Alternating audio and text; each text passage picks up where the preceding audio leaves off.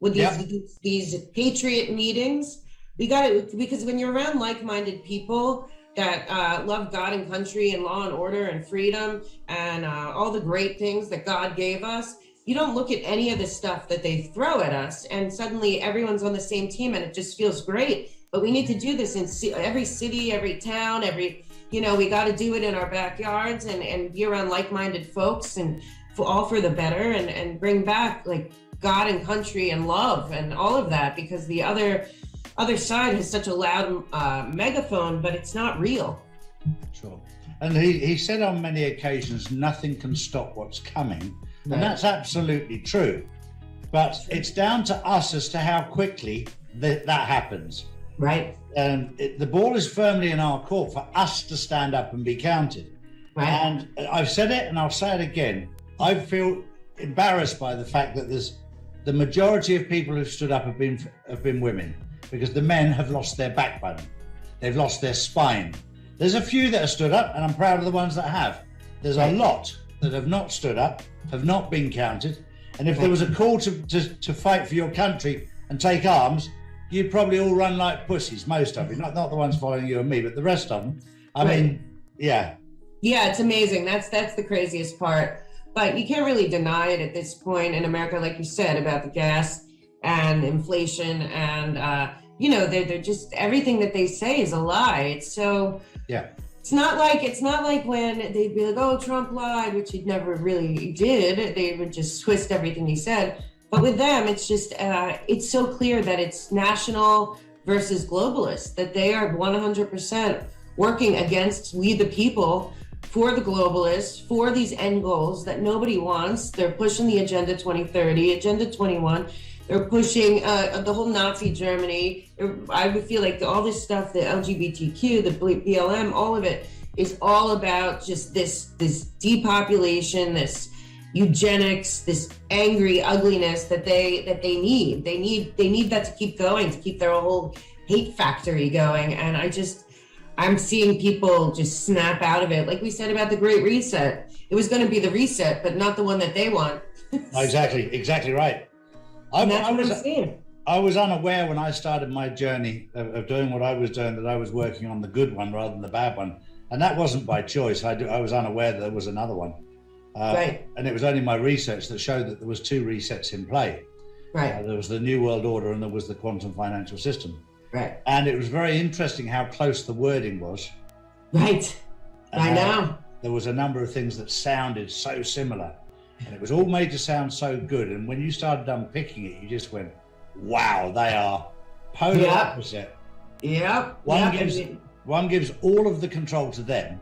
Right. And the other one takes all the control away from them and gives it all to God and God's creation. Right. But they wanted their complete monopoly. Right. We will own everything, you will own nothing, and you'll be happy. And it's just like, really? That was their motto. Humanity. I know. And the crazy part is that we have people in our countries that are in our government that we're like, okay, great.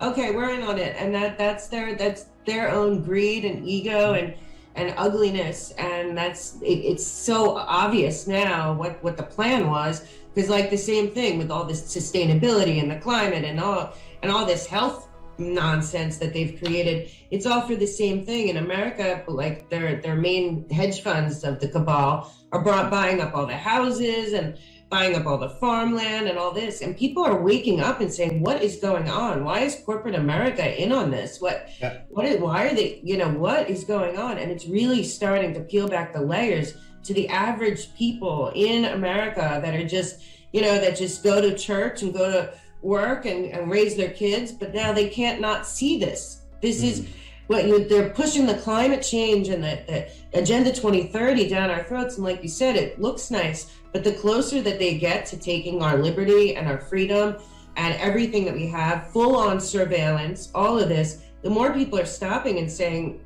what? What's going on? But it took a long time, but now I think it's hit critical mass of people saying, who are these people? And we don't want them controlling our world. That's exactly right. And it's a very small nucleus of people who assume control, very much like the royal families in these countries, where the royal family in the United Kingdom are not the bloodline. This is why the benefit of what we did with Greg Hallett was beneficial, to wake people up to say, okay, Greg Hallett is not the solution. But what it did was it made us unpick and question why our Queen's origins were German and Philip's were Greek. The bloodline was never there. But when I said this to Greg as well at the time, I said, if you want to be a future king of a country, you have to take the people with you. Right. You can't just print the mugs and think they'll follow. It doesn't work like that. Right. It's about building confidence in people and protecting people and offering them a better choice than what they have now, a better solution, and to empower people. People love to be empowered. You've always got the sheep that will always follow everybody. That's part of life. But you need leaders, and there are some great leaders out there. Right. That have never worked in politics. Right. They lead people, and when they lead, people follow. Right. When they walk into a room, the atmosphere changes. Yep. There's a lot of them out there, I have to say, and again, they're not in politics, they're not names, but I'm seeing them pop up all over the place, and good guys that are of God and country and want the best for humanity, and are turning this upside down from the inside out. Of course, we've dealt with Flynn, and there's a lot of other people out there, Trump and all these people that have really fought so hard just to keep this going.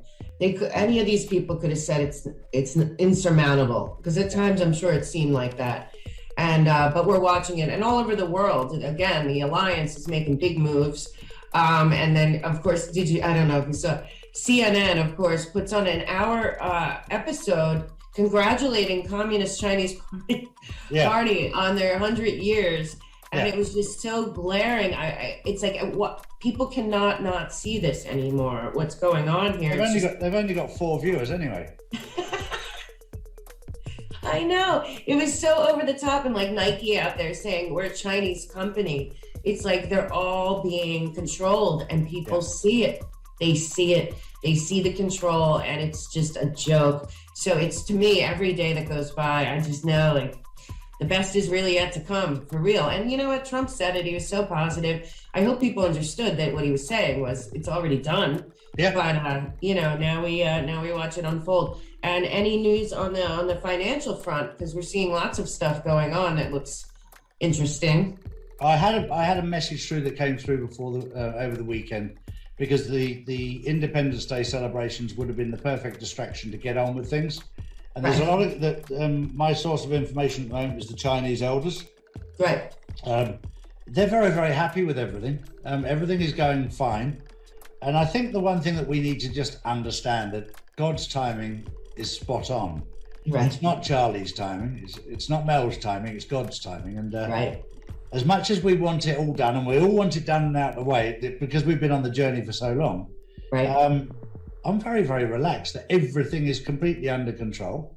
Yeah. El Salvador and a couple of other countries announced GCR a little bit early because they wanted to kick people. The Chinese have done a few little things as well, just to do a little poke, and so have the Russians.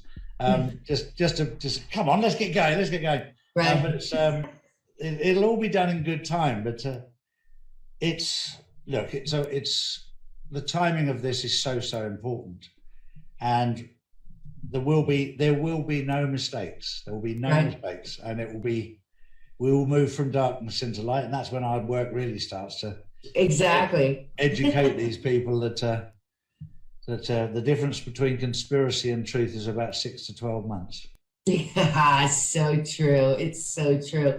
And you know what? It's been such a journey. Everyone that's been invested and involved and stuck in there really needs to be proud of themselves for believing in their own research, their own gut, their own heart, because all of our countries are going to come back better than ever. And we need, like you said, we need good leaders there's so many good people out there. We just always are fed these demonic, greedy, not really about others. But I think that they're the minority, and the minority has seized power. But their days are done, as far as I'm concerned. And I just see so much promise ahead. How it's going to work out, I don't know, but I know that they know, the people that so and again, and so many people have been demonized. I've spent good quality time with Lynn Wood. I mean, he put his whole life on the line for what? Because he loves the country and he loves God and he's really committed to get the truth coming out, and it's cost him a lot, but he's still smiling and laughing and excited for the future. And Patrick Byrne has this movie coming out, Deep Rig, that we viewed, and it's like, it's over. We get it. We know what happened, but now it's like, now everyone's getting to that place, and people, like you and I said months ago, when is it going to happen? We said, when it happens, everyone's going to embrace it. And I feel like that's where we are. Thank God.